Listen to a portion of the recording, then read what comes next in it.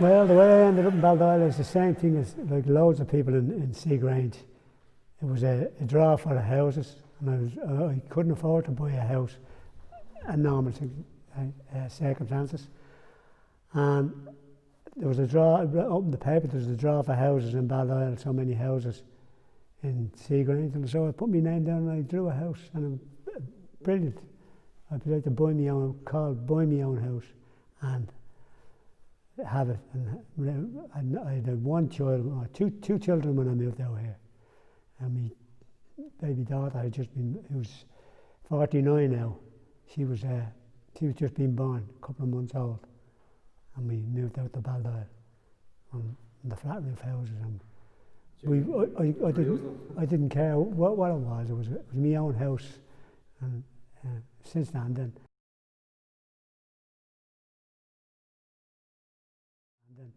then I was there, and a lad called Johnny from Marion Park.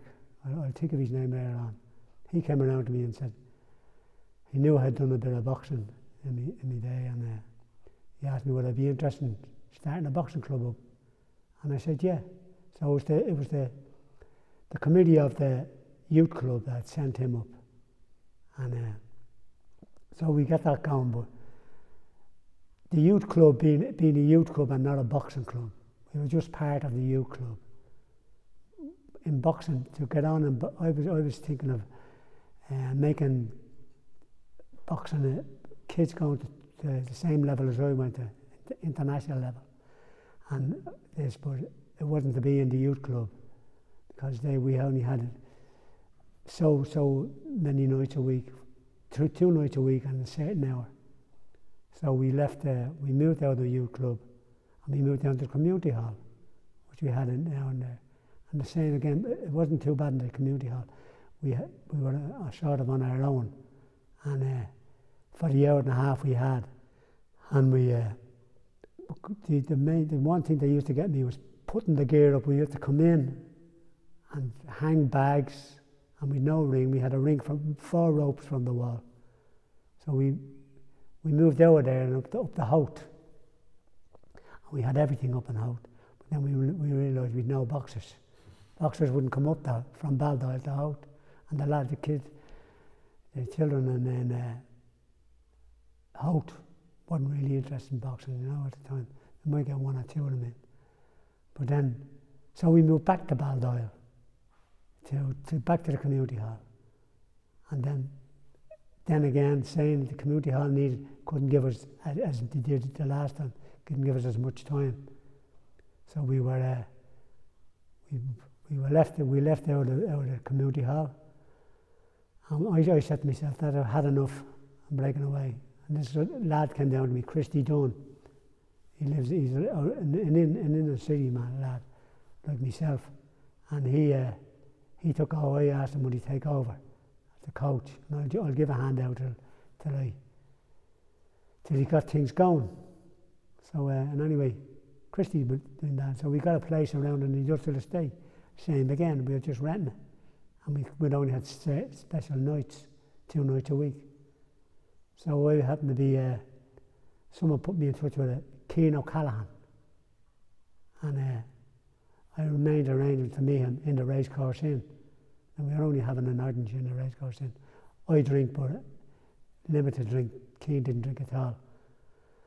So Cian said I was telling him about this place being closed up, not being used, being derelict. As I was coming by here, I used to go for a walk with my wife, kids, if it's Saturday evening, and all the lads would be up on the roof with their cans, and I'd be looking up saying it's a waste of the premises. So anyway, I got Cian O'Callaghan said he's going to put it to the committee, and a week later he got on to me and said it's been passed by the committee.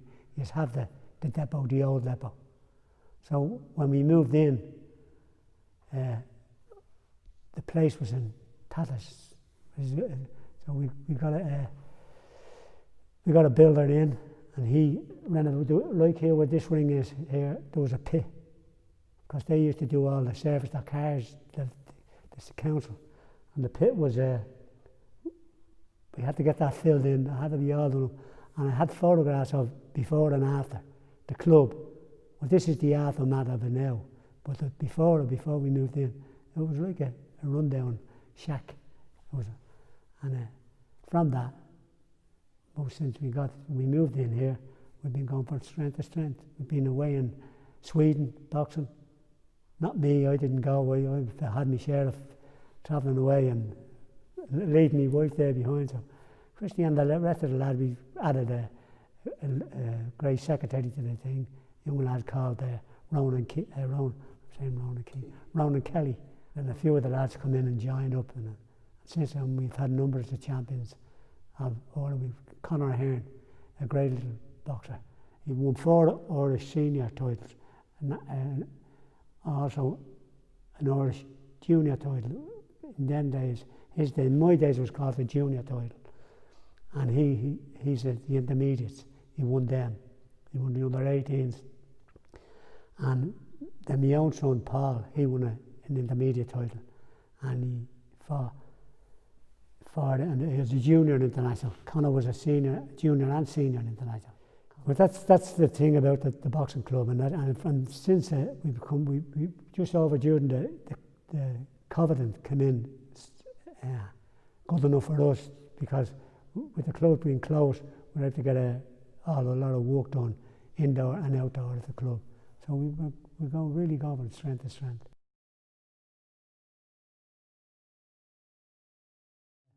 It takes up a lot of your time now. That's why I don't do even though I said I don't do the coaching. We have a junior class here from 5:30. Since the COVID, all last year, it was 6 to 7.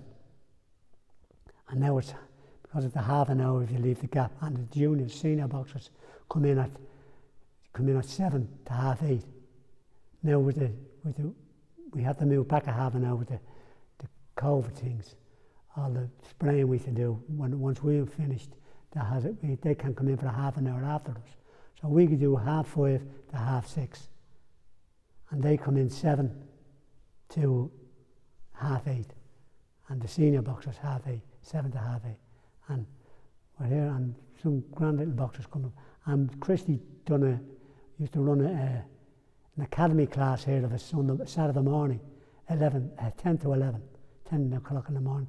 11 o'clock, and some of them kids are coming up to me from the community, and they're brilliant kids. And that's the way nowadays. That's the way you have to get them in boxing, in amateur boxing. Amateur boxing's gone. When a boy wins an Irish title, he can't start boxing till they're 11 competitively. And if he wins an Irish title at 11 years of age, he automatically goes into full-time training. They have him in over weekends training, and it means a boy starts after 11. He's playing catch-up all the time. But now we've about 5 or 6 of them coming through, but they're only 9 and 10 now. And by the time they get up to 11, they'll be after having loads of, we would say sparring, but competitive sparring against boys from other clubs, and and they'd be right at the game.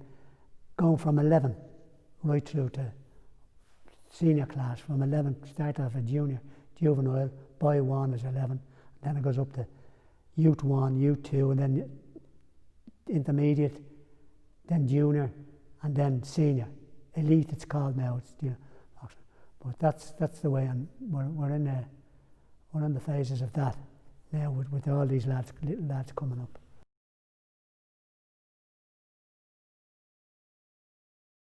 Oh, well, we've had loads of characters. Some of the stories you wouldn't tell.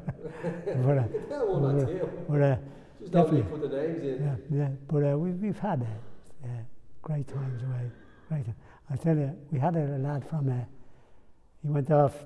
We were in Donegal at the time, and he went off to a disco. A crowd of them went off to a disco, and Alan being the oldest of them all, he came back and said, "Everything okay, Alan? How'd you get on?" And I thought he was going. He said, "I got a kiss." I said, "Alan, I've heard enough." Well, Alan, he was so innocent then, that's what, but that's it. What I mean, do a lot of, the club itself has been to a good few countries, we've been mostly the United Kingdom, and we've been to Sweden and a lot all over, counties all over Ireland as well, and up north of Ireland as well, for tournaments.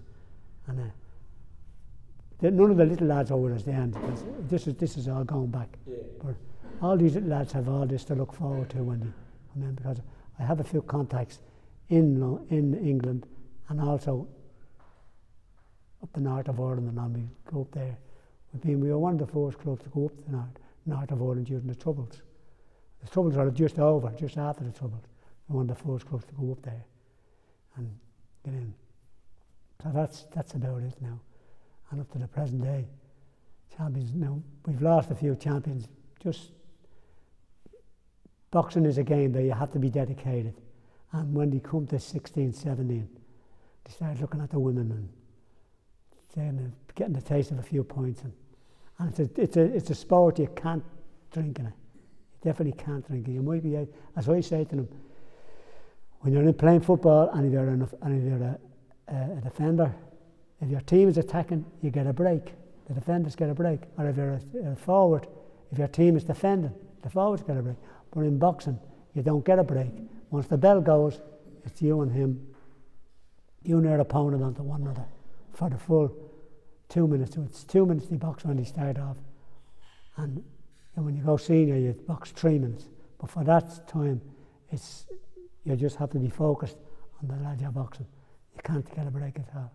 So it's one of the hardest sports out there, but it's a very rewarding sport. I've been all over the world because of boxing.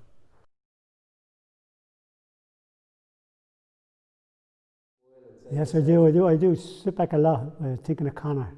Conor was even Ahern. He was a hothead when he came down to the club first, but he turned into a gentleman.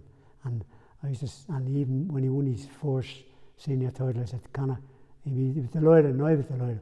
But I said, Conor, I won 2 senior titles. You still have 1 to go. So he really went over me then. He won 4. That's the thing. And I also had some sad moments because I had a load of fellas who had great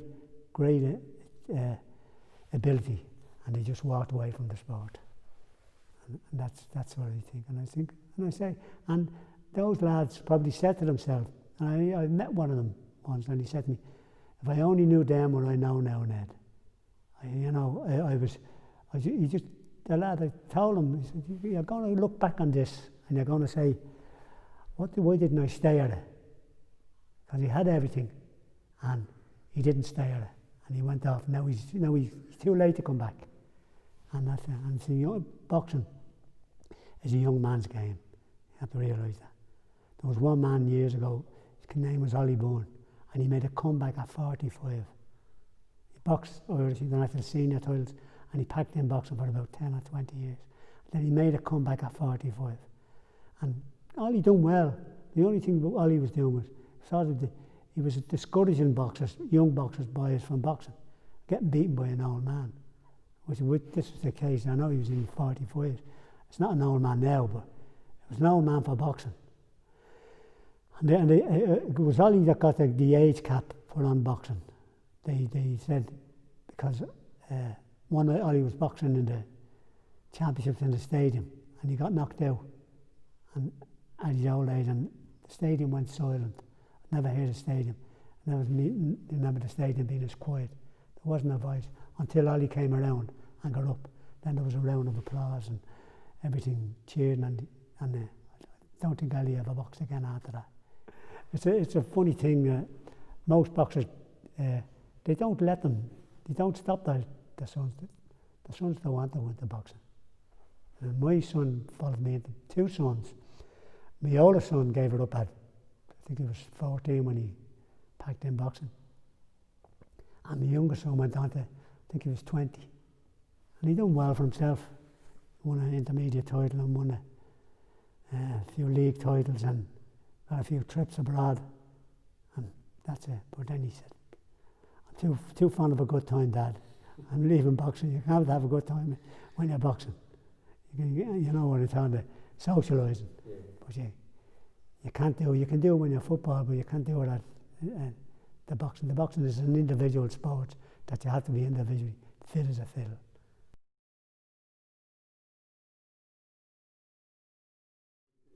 Yeah, I've had a residents. I've never had any problems with them. Never had any problem with residents, and I got on well with all the residents of Baldoyle itself now, even then.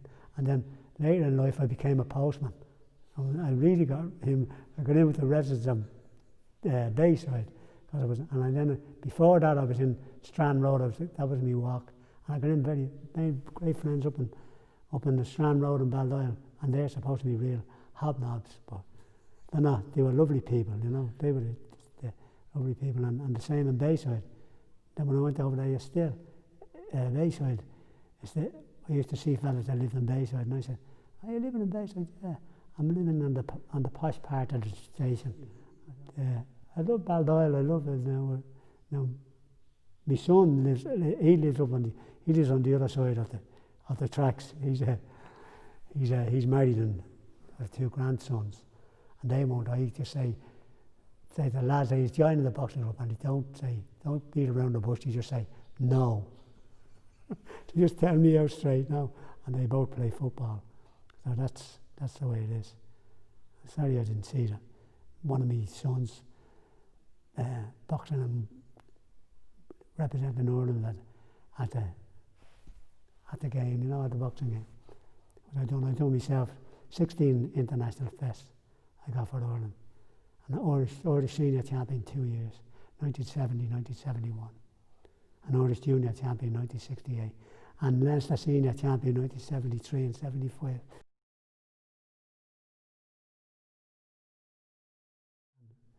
As I stayed, I always had intention of staying there, but the longer I got, the better I settled in. And I was working in Ballyfermot at the time. So it was a hard job, and lucky enough I had a car. But if I didn't make it, if I slept out some mornings, which I very seldom did, if I didn't get through Fairview by 7:30, I wouldn't get into work. I wouldn't get into work till about 9 o'clock. And I was doing work at 8. So I used to up at 6:30 in the morning, have a breakfast. I always had a breakfast. I always have a breakfast because of the boxing since I was a young lad, because they always said, always have a breakfast, one of the main ingredients in your life. and your breakfast. And I made my way over to Ballyfermot. Then I was a young lad. I worked in a car factory, Fiat. Then I was made redundant now and that. And I was telling my friend, the postmistress from Baldoyle, who was my wife, good friend of my wife's, she got me in touch with a man who was a top notch in the post office. And he came and said to me, "Tell me when you're going for your interview, and I'll see what I can do for you." So a fortnight after my interview, he popped his head into Laura's shop and said, he gave it his thumbs up sign that I got the job. So Laura got in touch with me, and from then on I've been in Sheriff Street for 8 years in the parcel office, and then I moved out to Baldoyle in 1989, out to Baldoyle sorting office. And I was there till 2012 when I retired with 30 years service. So that'll tell you.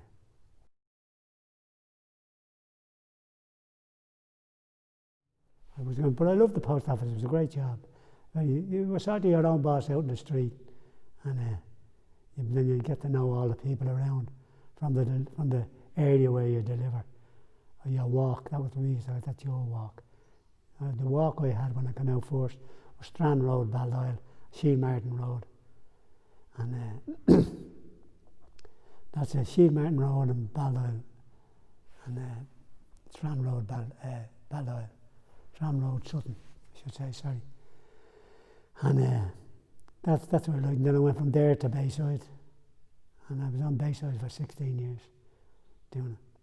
So the next thing, my son, he got married in 2006, and he'd moved over to, so he moved to Skerries first, and he had the same problem as me. Getting from Skerries, he worked in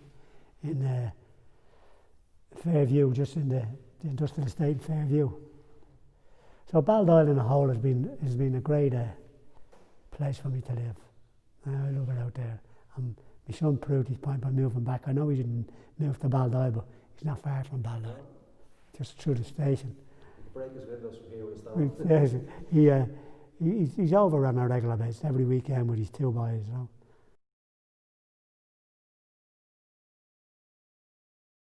We joined in. We went to all the do's, and we went to there was always an event coming up, parties and Christmas parties and things.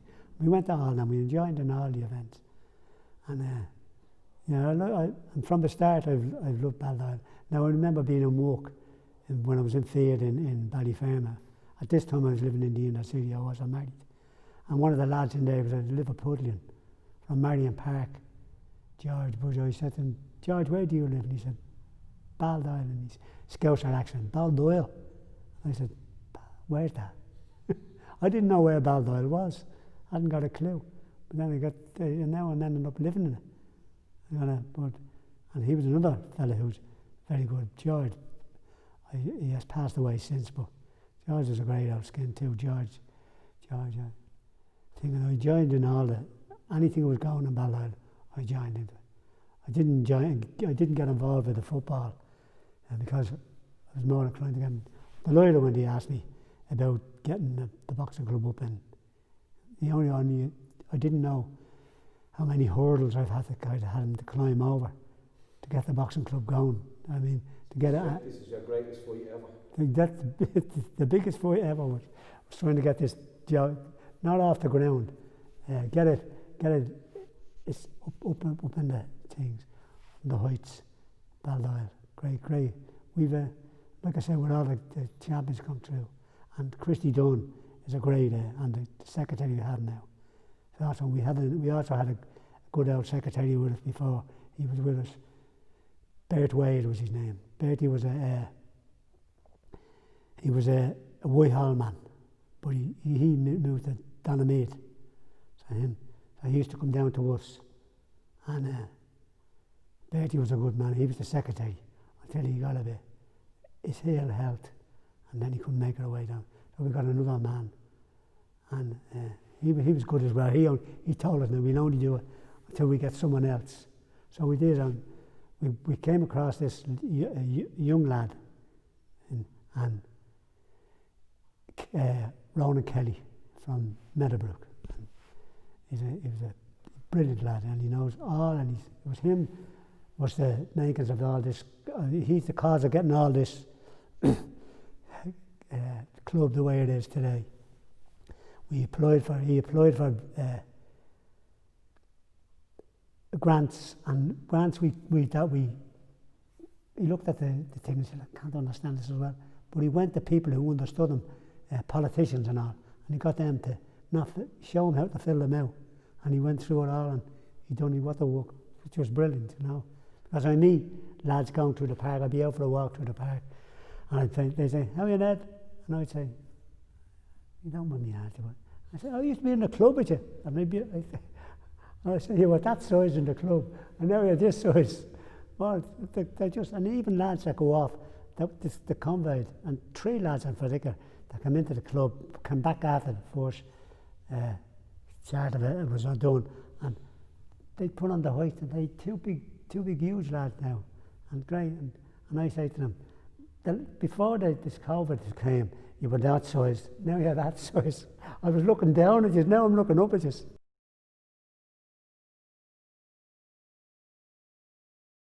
I came out here in 1975. 45 years. 45 years here, yeah. I know me daughter was born in July 74. And she was born in July 74, and I came out here in October 75. And that's how, and then my youngest son was born in 82. before when my oldest son is 71. So that's, and like I said, there was nothing in the place. The shops, there was no shopping centres. There was a shed on the Grange Road. It's now turned into, I think one of the houses are there. But now he moved, the same guy who ran the shed, he lived the house, the shop facing the girls' school, the expert. The hardware. Hardware, yeah. But he was a shop which sold everything. And the shed wasn't open. You had to do it without him. You had to go into your neighbour and get a bottle of milk off her. But yes, that's about it. Bal. It was in the land. A man on the yard says, so that's the back of beyond. That's what Baldoyle was, the back of beyond.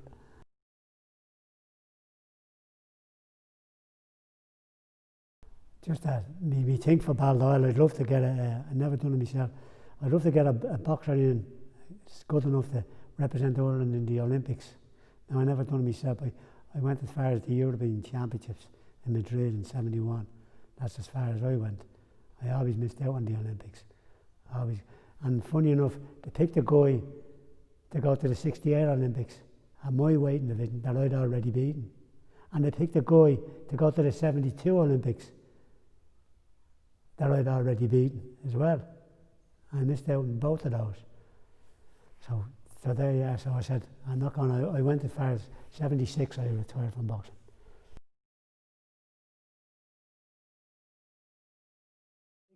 It's one thing, I didn't like it, but myself and my wife were both active.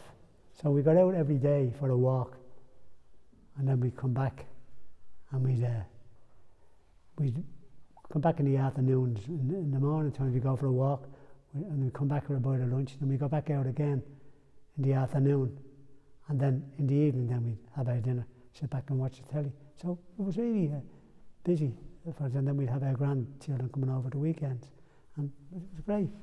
And lucky enough we've only 2 grandchildren. If we had any more, we wouldn't have liked it. Gangs coming into the house. But no, it's like COVID. No, I definitely, I didn't like it happening. I wasn't looking forward to it. But it wasn't as bad as I thought it'd be.